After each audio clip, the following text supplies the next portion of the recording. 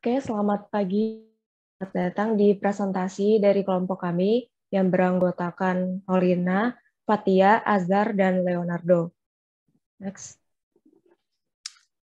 Ya, jadi di presentasi ini kami akan membahas pengertian robot manipulator dan bagian-bagiannya, jenis-jenis robot manipulator, penjelasan degree of freedom, dan juga tipe-tipe join, dan salah satu penerapan robot manipulator yang kami ambil yaitu robot Canadam, penjelasan terkait prinsip kerja dari robot Canadam. Oke, kita masuk di bagian robot manipulator dan bagian-bagiannya. Oke, robot merupakan sebuah mesin otomatis yang bisa mengeksekusi sebuah pekerjaan secara spesifik, sedangkan kata manipulator merupakan hal yang melakukan proses manipulasi. Jadi, robot manipulator sebuah mesin yang melakukan pekerjaan spesifik, yaitu manipulasi dengan menggunakan manipulator. Nah, manipulator yang dimaksud ini berupa sebuah lengan robot arm. Dan dapat dikatakan bahwa robot manipulator menggunakan penggerak berupa servo dalam bentuk lengan robot untuk melakukan pekerjaannya. Next. Dan di bagian-bagian manipulator itu merupakan seperangkat sistem mekanik yang menunjukkan pergerakan dari robot. Sistem mekanik ini terdiri dari sebuah susunan link dan juga join atau engsel yang mampu menghasilkan gerakan yang terkontrol.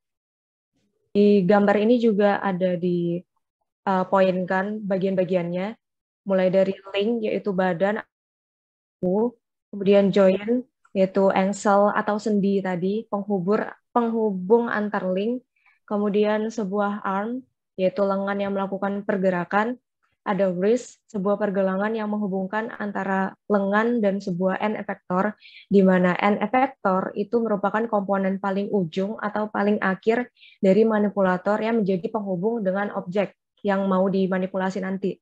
Biasanya sebuah end effector itu gripper. Kemudian ada base dan solder juga, itu sebagai pengokoh dan sandaran atau tempat manipulator.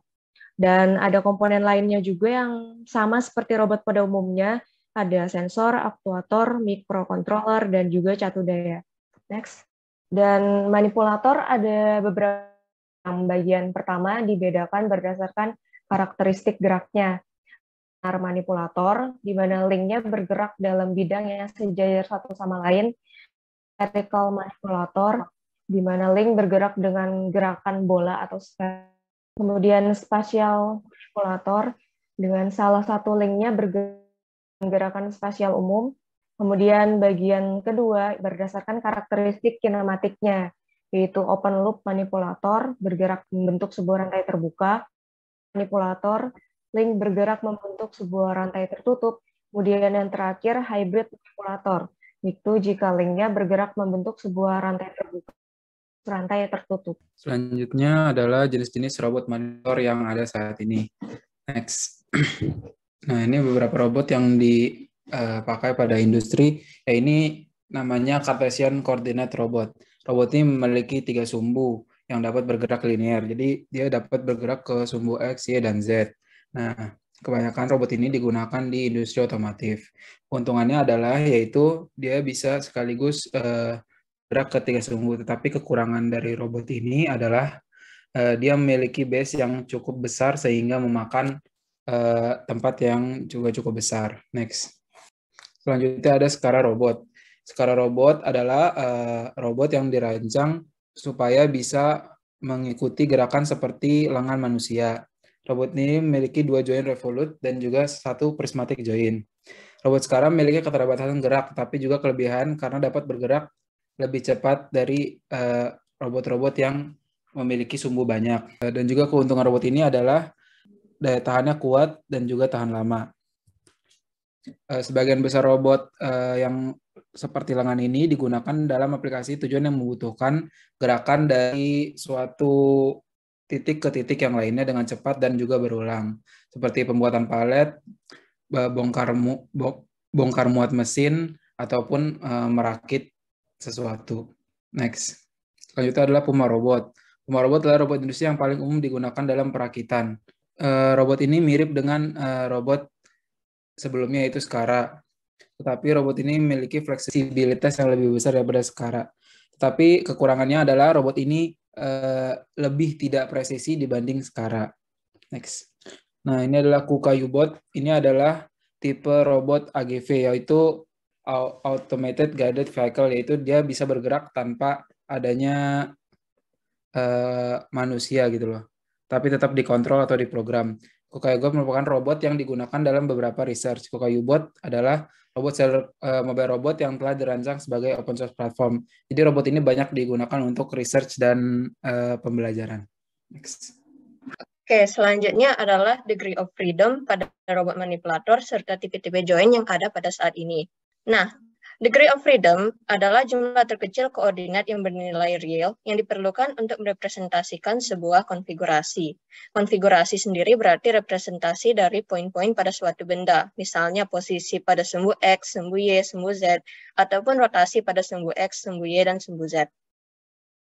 Contoh-contoh sederhananya misalnya adalah sebuah titik pada bidang kartesius yang koordinatnya dapat direpresentasikan dengan dua nilai, yaitu X dan Y.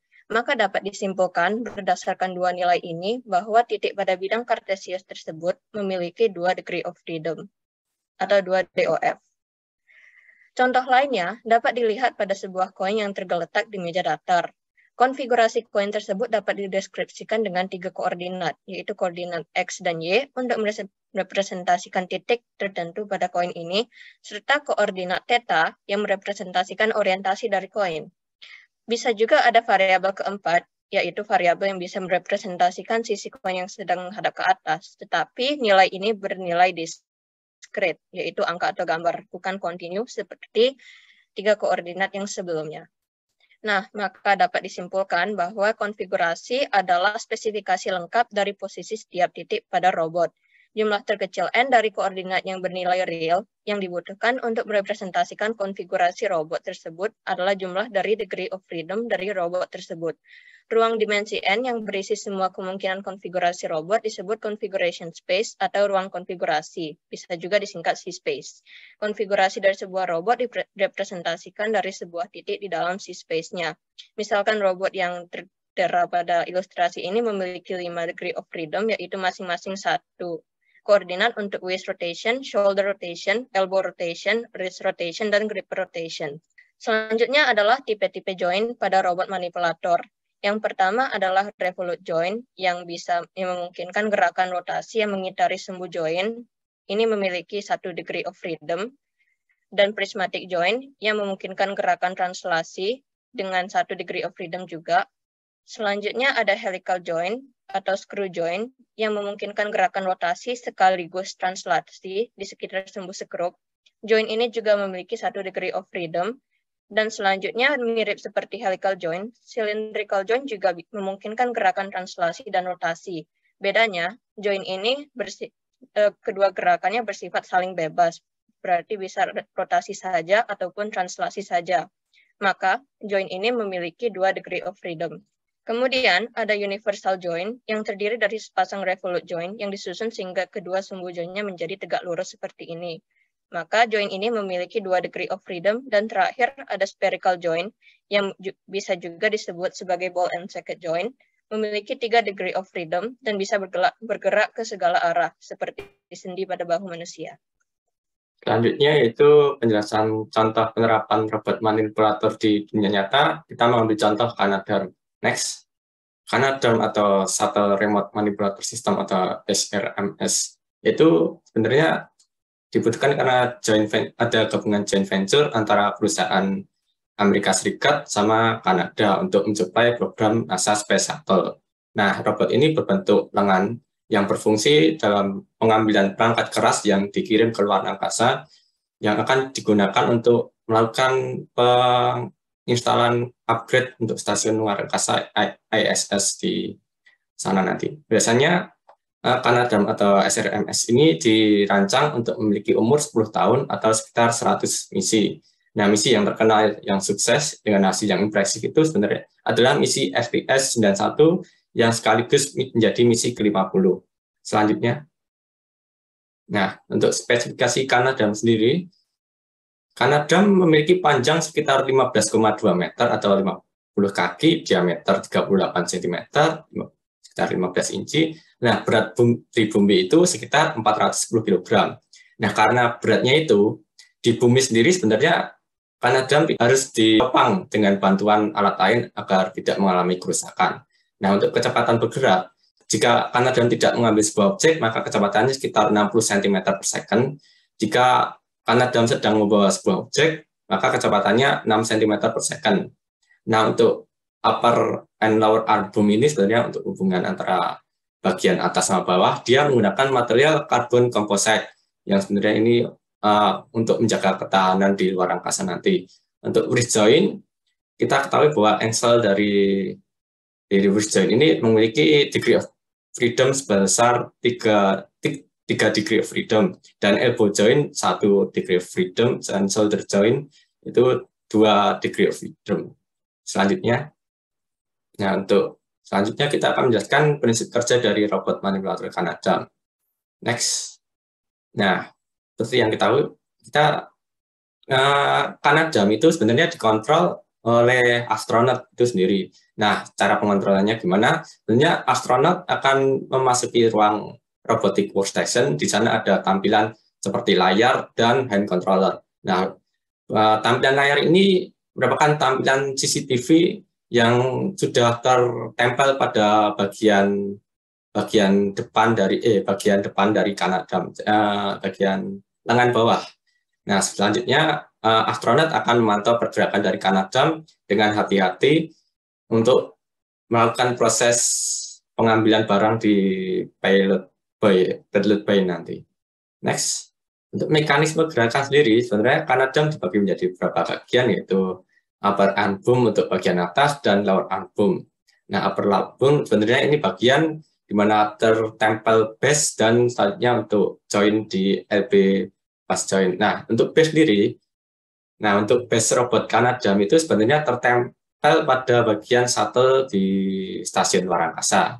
Nah, sebenarnya Kanadam itu memiliki beberapa versi. Nah, untuk beberapa versi sebenarnya Kanadam sendiri dapat bergerak, dapat diartikan kayak bisa menempel enggak gitu. Jadinya bisa berpindah, yang semula pengambilannya di posisi ini, ya karena barangnya ada di suatu kondisi di belakang shuttle, maka Kanadam akan berpindah secara diatur oleh astronot nanti. Nah, untuk tampilan di gambar ini juga dijelaskan bahwa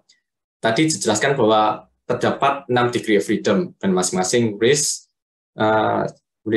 elbow sama shoulder. Nah, untuk shoulder itu kan ada dua joint, yaitu pitch dan yaw. Nah, ya sudah dijelaskan tadi di mana dapat 1 degree of freedom, dan selanjutnya untuk elbow kan bagian siku. Untuk penekuk ini sebenarnya ada berapa nih? Elbow pitch ada 1 degree of freedom, dan wrist pitch-nya itu terdapat 3 degree of freedom. Nah, ini dapat diartikan bahwa robot ini dibuat dengan fungsi agar dapat meniru aktivitas gerak lengan manusia untuk pengambilan barang. Nah, yang spesial di sini yaitu end effector. Kenapa bentuknya end effector-nya seperti ini? Nah, end effector ini memakai sistem gripper standar end effector atau SEI yang didesain agar mudah menangkap benda berbentuk pipa. Tetapi untuk beberapa versi, untuk end effector sendiri sebenarnya terdapat kayak sambungan lagi, jadinya ada kayak tambahan lengan baru yang bentuknya kayak semacam gripper untuk menyesuaikan barang yang akan diambil nanti. Next, sekian dari kelompok kami untuk penjelasan robot manipulator dan contohnya. Nah, untuk selanjutnya, untuk diskusi bisa dilakukan di kolom komentar. Nah, untuk kali ini kami dari sekelompok, jika ada salah kata kami mohon maaf, dan terima kasih sudah menyimak dari penjelasan kami.